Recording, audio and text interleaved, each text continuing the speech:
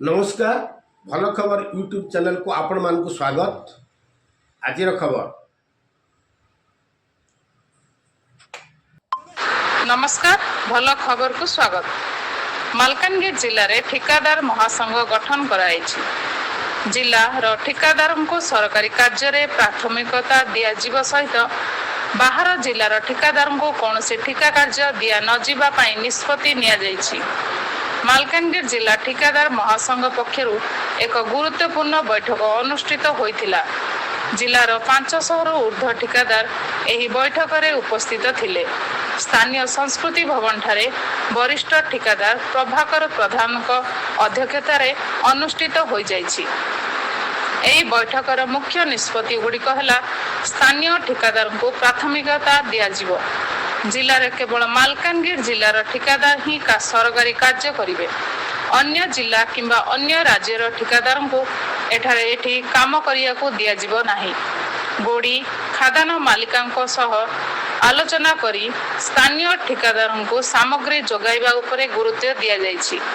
बाहर जिला किंबा राज्य टेंडर पकाउथिबा ठिकादार को कौनसी सहायता कराजिबो नाही बोली बैठक रे निष्पत्ति निया जाइथिला।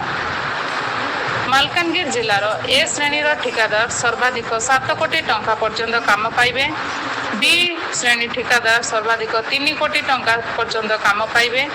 जिलार 500 ऊर्ध्व टिपर 200 हाउआ 200 ऊर्ध्व प्रोकोलिन जेसीबी एवं अन्य बृहत गाड़ी रही। कार्य न पाई स्थानीय ठिकादार माने एही गाड़ी गुरिकर ऋण सुझिबे किपरि। तेणु स्थानीय ठिकादार को अग्राकार दिज्व। अन्य जिला किंबा अन्य राज्यर ठिकादार को जिले में प्रवास करा नाही बोली संघ चेतावनी देछि। संघ स्पष्ट करिछि जे जदि कौन ठिकादार व्यक्ति एही नियमावलीर उल्लंघन करती किंबा बाहर ठिकादार